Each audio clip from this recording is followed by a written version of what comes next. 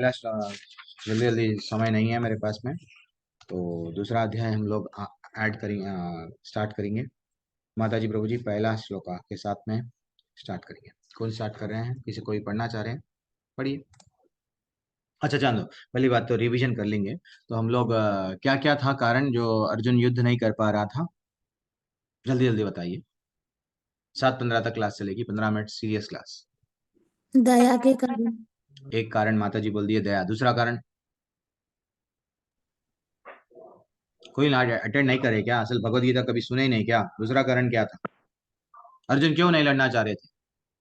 तो emotional effect प्रभु जी था। उसे पाप लगने का भय भी था। हाँ भाप हो गया, ये दूसरा कारण एक हो गया। और एक और हरे एक कृष्णा, और दो हरे कृष्णा कारण। प्रभु जी। हाँ स्त्रियां प्रभु। दूषित हो जाएंगी, स्त्रियां हाँ दूषित हो जाएंगी। स्त्रियां भी दूषित स्त्रियां हो जाती दूषित। है। हाँ यस, सॉरी, स्त्रियां भी दूषित हो जाती है प्रभु। देखो। हाँ, और उन्हें आनंद भोग की इच्छा त्यागने का मन था। हाँ आनंद भोग नहीं मिल रहा था। ये राज्य में मिलके क्या करूं, मेरे को सुख नहीं मिल रहा, सुखानिचा। तो और क्या है? और वो करुणा के निर्णय भी नहीं ले पा रहे थे। असमंजस में था वो नहीं प्रभु। निर्णय, मैं वही तो बोल रहा हूँ, निर्णय क्यों नहीं? वो चार कुछ कारण थे। पहले अध्याय में चार कारण बताए गए। तो क्या क्या कारण है ऐसे सीरियल में बोल देख लेंगे। प्लीज म्यूट कर लो, या तो श्रीदेवी माता जी म्यूट कर दीजिए जल्दी। तो पहला कारण क्या था? दया। उनको दया आ गई। फिर बाद में कोई आनंद नहीं था। फिर बाद में पाप लगेगा, ये लोग मेरे गुरु है, तो मेरे को पाप लगेगा, प्लीज मैं नहीं मारूंगा। देन फाइनली क्या बोले वो? परिवार की परंपराएं टूट जाएंगी। परंपरा, परिवार की परंपराएं टूट जाएंगे। बड़े लोग अगर अच्छा बुरा बोलने वाले के छोटे लोगों को नहीं रहेंगे तो क्या हो जाएगा? पतन हो जाएगा ना। धीरे धीरे से परिवार में अगर धर्म चला गया, अधर्म बढ़ जाता है, अधर्म बढ़ गया तो स्त्रियां दूषित हो जाती है और वांछित संतानें उत्पन्न होती है। Please, I don't want to fight, बस मैं नहीं लड़ूंगा। अब पांचवा कारण ये अध्याय में हम लोग देखेंगे। देन अभी हम पांचवा कारण क्या है, क्यों पांचवा कारण हमको यहाँ पे बताया गया, वो सब हम लोग अब हम लोग देखेंगे। तो पहला श्लोक आपके सामने। संजय उवाच तम तथा कृपयाविस्तम् अश्रुपूर्णाकुलेक्षणम् विषीदन्तम् इदं वाक्यम् उवाच मधुसूदना। क्या ब्यूटीफुल श्लोका है। वो बोल रहे हैं संजय ने कहा, करुणा से व्याप्त, शोक युक्त, अश्रुपूरित नेत्रों वाले अर्जुन को देखकर मधुसूदन कृष्ण ने ये शब्द कहे। क्या कहे वो देखेंगे, लेकिन पढ़िए तात्पर्य जल्दी से। ललिता मैं पढ़ लीजिए। मैं पढ़ लेती हूँ फिर। मैं पढ़ लेती हूँ तात्पर्य फिर। श्री प्रभुपाद जी के द्वारा श्री प्रभुपाद जी की जय। जो लोग 15 मिनट तक हाथ नीचे तो भी कर दीजिए, जिसके पास में भगवत गीता के पढ़ना चाह रहे हैं वो लोग हाथ उठाइए। बाकी बच्चे से कोई लोग हाथ नहीं उठाना, मेरे पास में कम समय रहता है। 20-20 मैच है बोलाना है सुबह सुबह का, तो ज्यादा समय नहीं। पढ़ लूँ प्रभु। मैं पढ़ रहा हूँ। तात्पर्य श्री प्रभुपाद जी के द्वारा श्री प्रभुपाद जी की जय। भौतिक पदार्थों के प्रति करुणा, शोक तथा अश्रु, ये सब असली आत्मा को न जानने के लक्षण हैं। शाश्वत आत्मा के प्रति करुणा, करुणा ही आत्म साक्षात्कार है। कितना ब्यूटीफुल! ये 2 लाइन में हमारे जीवन का निचोड़ दे दिए। क्या बोल रहे हैं? हम लोग भौतिक पदार्थों के प्रति क्या कर रहे हैं? शोक। अब ये टूट गया, सेल टूट गया प्रभु जी, बहुत तकलीफ हो रही है प्रभु जी।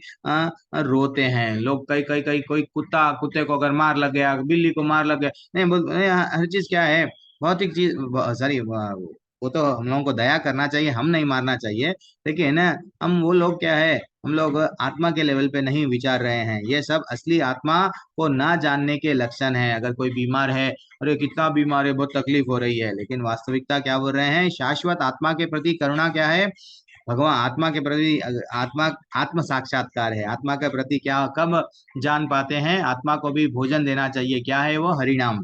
हरिनाम जो भगवान का नाम, भगवान का ज्ञान कानों के माध्यम से अंदर जाएगा, देन वो आत्मा का भोजन है। इस श्लोक में मधुसूदन शब्द महत्वपूर्ण है। कृष्ण ने मधु नामक असुर का वध किया था, और जब अर्जुन चाह रहा है कि कृष्ण उस अज्ञान रूपी असुर का वध करे जिसने उसे कर्तव्य से विमुख कर रखा है, यह कोई नहीं जानता है कि करुणा का प्रयोग कहाँ करना चाहिए। डूबते हुए मनुष्यों के वस्त्र के लिए करुणा मूर्खता होगी। ज्ञान सागर में गिरा हुआ मनुष्य को केवल केवल उसके बाहरी पहनाव अर्थात स्थूल शरीर की रक्षा करके नहीं बचाया जा सकता है। जो इसे नहीं जानता कि और बाहरी पहनावों के लिए शोक करता, वह शूद्र कहलाता है। रियल में शूद्र कौन है देख लो, जो रोते रहता है। अर्थात वह वृथा ही शोक करता है। अर्जुन तो क्षत्रिय था अतः उसे ऐसा आचरण की आशा नहीं थी, किंतु भगवान कृष्ण अज्ञानी पुरुष के शोक को विनष्ट कर सकते हैं और इसी उद्देश्य से उन्होंने भगवत गीता का उपदेश दिया। यह अध्याय हमें भगवत गीता भौतिक शरीर तथा आत्मा के विश्लेषक अध्ययन द्वारा आत्मरक्त साक्षात्कार का उपदेश देता है, जिसकी व्याख्या परम अधिकारी भगवान कृष्ण द्वारा की गई है। यह साक्षात्कार तभी संभव है जब मनुष्य निष्काम भाव से कर्म करे और आत्मबोध को प्राप्त करे। तो कोई आता है आपके पास में, रो रहा है, क्या बोलूं, मेरे को वहां मेरे भाव से परेशानी है, मेरे सासू माँ से परेशानी है, मेरे बॉस, मैं जहाँ पे जॉब कर रहा हूँ वहां पे बहुत परेशान हूं, मैं मेरे पति से परेशान हूं। तो ये क्या है, भौतिक स्तर पर अगर कोई हमको परेशानी सुना रहा है, हम बोल रहे हैं अच्छा तुमको सैलरी के कारण परेशानी हो रही है क्या, बच्चों की फीस नहीं भर सक रहे क्या, ठहरो मेरे पास में 1 लाख रुपए है, ले लो खर्चा करो, यस एंजॉय। 1 लाख खत्म हो जाएंगे, फिर वो परेशान, फिर उसको यानी अगर आचार्य ब्यूटीफुल एग्जाम्पल्स देते हैं, आचार्य के जितने भी हम लोग ये एग्जाम्पल्स को याद रख के हम किसी को जब प्रचार बोलते हैं ना, अगर बोले तो उसमें परिवर्तन आता है। ये बात तो सही है। अगर कोई व्यक्ति अगर डूब रहा है, अगर हम डूबने वाले व्यक्ति को क्या कर रहे हैं, सिर्फ उसका एक कहानी को रिलेट करके बताएंगे। यही क्या हुआ, एक बार जमींदार था, बहुत पैसे वाला था, कोट को हीरे के बटना ऐसा लगाते हैं, हमारे भी एडवोकेट्स भी क्या तो अलग अलग लगाते हैं, रेगुलर बटन्स नहीं लगा के, थोड़ा डिफरेंट है। तो बटन हीरे के बटन्स लगाया। तो एक युवा व्यक्ति क्या कर रहा था, एक बच्चा 10-15 साल का, वो देख रहा था, अरे जमींदार का कोट अच्छा है, बहुत पैसे वाला है शायद इसलिए अच्छा, ब्यूटीफुल, अच्छा दिख रहा है, ये बटन चमक रहे हैं, कोट मेरे को बहुत पसंद आया। तो इतने को वो क्या करे, अब वो युवा व्यक्ति को बोला, मेरे को थोड़ा नाव पे बिठा के थोड़ा मेरे को ये नदी यहाँ से लेके वहां पार कराओगे क्या। हाँ मैं करा दूंगा। तो फिर वो पूछने लगे, चलो बैठ जाओ। दोनों बैठ गए। अब सडनली क्या हुआ, वहां पे नाव डगमगाने लगी और वो व्यक्ति गिर गया, जो जमींदार था, पैसे वाला व्यक्ति गिर गया है। और जो बालक है, बालक किसको उठाना, जमींदार को उठाना, लेकिन वो क्या कर रहा था, बालक जमींदार के कोट पे दृष्टि है उसकी, कोट में उसकी जिज्ञासा है, तो कोट को उठा लिया, जमींदार को छोड़ दिया एंड जमींदार मर गया। गांव वालों को बोलने लगा, मैं जमींदार का कोट कितना हीरे वो ये सब लगे हुए हैं, अच्छे अच्छे ब्यूटीफुल। अरे पगले, गांव वाले डांटने लगे, सरपंच डांटने लगा, तेरे को वो बचाओ बल्कि हाथ दे रहा था, उसको अगर बचाया होता तो ऐसे के 100 कोट तेरे को दे देता। जमींदार बच गया तो हजारों ऐसा हीरे मोतिया उसके बहुत सारा पड़ा हुआ सोना था, चांदी था, सब दे देता। तू ये क्या करा। तो वैसा माता जी प्रभु जी, तो डूबने वाले व्यक्ति को, यानी जो दुख में है, अगर उसको रियल दुख क्या है, उसको आत्मा का ज्ञान नहीं है, वो थोड़ी देर के लिए, जैसे अर्जुन रो रहे थे तो धृतराष्ट्र खुश हो गए कि ये कितना अच्छा है, अब अर्जुन लड़ेगा नहीं। लेकिन इमीडिएटली संजय को मालूम है, धृतराष्ट्र के चेहरे पे मुस्कुराहट आ गई, लेकिन वो क्या कर दिए, मधुसूदन बल्कि नाम लगा दिए। जैसे ही मधुसूदन का नाम सुने वो समझ गए मधु नामक राक्षस को भी मारे से वाले है, ये गेम को फिर से पलटा देंगे। जैसे ही अब वो समझ गए कि अब ये अर्जुन को बदलाना है तो सिर्फ और सिर्फ कृष्ण ही बदलाएंगे। ठीक है ना। तो हम लोग इसलिए आचार्य बता रहे हैं कि हमको ये आत्म साक्षात तभी संभव है कि मनुष्य निष्काम भाव से कर्म करे।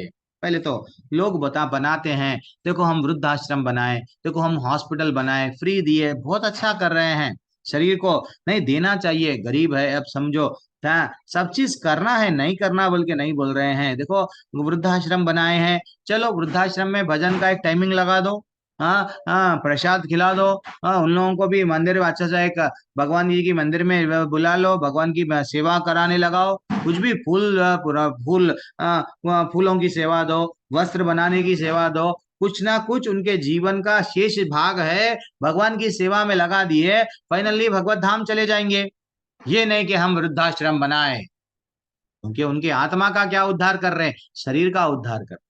आज ये शरीर में पीड़ा ले रहे थे, कल और शरीर में जाएंगे पीड़ा लेंगे, ये ज्ञान अब नेक्स्ट भगवान देने वाले हैं। लेकिन पहले डांटते हैं, पहले डांटते हैं, क्या बोलते हैं, देखो भगवान डांटते हैं। श्री भगवान वाच, क्या ब्यूटीफुल श्लोका है ये। और पहली बार यहाँ पे भगवान की एंट्री हो रही है, भगवत गीता में भगवान नाम से उनको बोला बोला गया। तो वो बोलते हैं कुतस्वा कश्मल मिदम विषमे समुपस्थितम। वो बोल रहे हैं कि भगवान ने कहा, हे अर्जुन, कहाँ से आया तेरे पास में ये सब, हे अर्जुन तुम्हारे मन में यह कल्मश आया कहाँ से, कैसे? ये उस मनुष्य के लिए तनिक भी अनुकूल नहीं है जो जीवन की मूल्य को जानता है, इसके उच्च लोक की नहीं, अपितु क्या बोल रहे हैं, अपितु अपयश की प्राप्ति होती है। देखो शोक कौन करता है, इसके पहले श्लोका में बता दिए, हम लोग शूद्र शूद्र, अरे भैया जो शोक करता है, जो रोता है, वो शूद्र है। जो उसका हृदय कैसा है, दुर्बल है, उसको बोला गया शूद्र, तुम तो क्षत्रिय हो। वो मुस्कुरा रहे थे भगवान। चलो ये तात्पर्य थोड़ा बड़ा है, लेकिन पूरे तात्पर्य हम लोग टच करेंगे, हुआ तो, अगर समय नहीं है तात्पर्य हम कल देखेंगे क्या, नहीं तो पढ़ लो, जल्दी से पढ़ लो, पढ़ लीजिए। हरे कृष्ण प्रभु जी। श्री भगवान तथा श्री कृष्ण तथा तात्पर्य श्रील प्रभुपाद द्वारा श्रील प्रभुपाद की जाए। श्री कृष्ण तथा भगवान अभिन्न है, इसलिए श्री कृष्ण को संपूर्ण गीता में श्री भगवान ही कहा गया है। भगवान परम सत्य की प्रकाष्ठा है। परम सत्य का बोध ज्ञान की 3 अवस्थाओं में होता है, ब्रह्म या निर्विशेष सर्वव्यापी चेतना, परमात्मा या भगवान का अंतर्यामी रूप को समस्त जीवों के हृदय में है, और श्री भगवान या श्री भगवान कृष्ण। श्रीमद् भागवतम में 1.2.11 परम सत्य की यह धारणा इस प्रकार बताई गई है, वदंती तत्त्वम विदस्त्वम यज् ज्ञानम द्वयम् ब्रह्मोति परमात्मेति भगवान नीति शब्दते। परम सत्य का ज्ञाता परम सत्य का अनुभव ज्ञान की 3 अवस्थाओं में करता है, और ये सब अवस्था एक रूप है। ये ब्रह्म परमात्मा तथा श्री भगवान के रूप में व्यक्त की जाती है। इन 3 दिव्य पक्षों को सूर्य के दृष्टांत द्वारा समझाया जा सकता है, क्योंकि उसके भी 3 भिन्न भिन्न पक्ष होते हैं, यथा धूप यानी कि प्रकाश, सूर्य की सत्ता तथा सूर्य लोक स्वयं।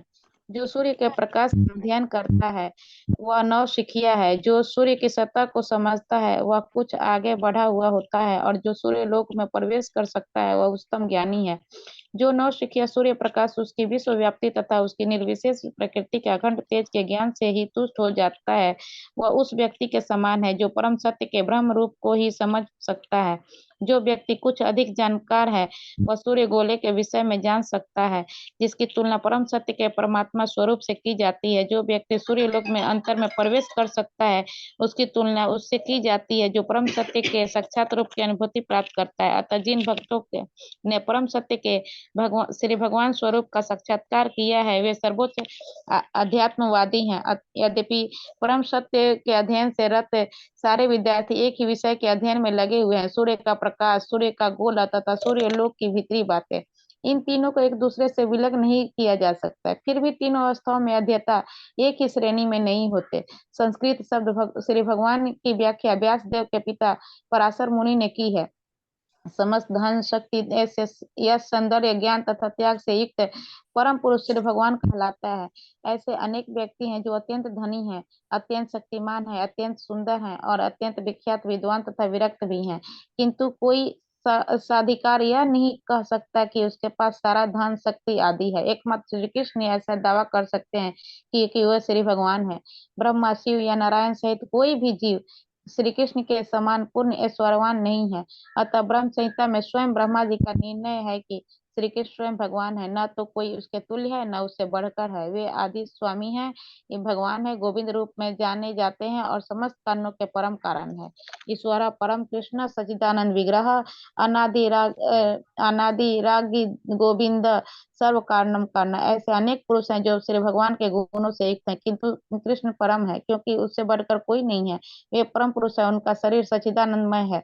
वे आदि भगवान गोविंद है और समस्त कारणों के कारण है। ब्रह्म संहिता 5.1 भागवत में भी भगवान माता जी रुक जाएंगे माता जी रुक जाएंगे कल, क्योंकि 7:15 हो रहे हैं। मैं हरे क्लास दे दूंगा। क्षमा माता जी आ गए हैं, श्वेता माता जी आ गए हैं, वो लोग ले लेंगे। तो हरे कृष्णा, सभी को धन्यवाद प्रणाम, थैंक्स फॉर ज्वाइनिंग। लोग कल दूसरा श्लोका से इमीडिएटली स्टार्ट करेंगे, क्योंकि आज हम लोग थोड़ा गीता महात्म्य पहला दूसरे अध्याय का क्या है, क्यों पढ़ना चाहिए, थोड़ा सा हम लोग वो जान के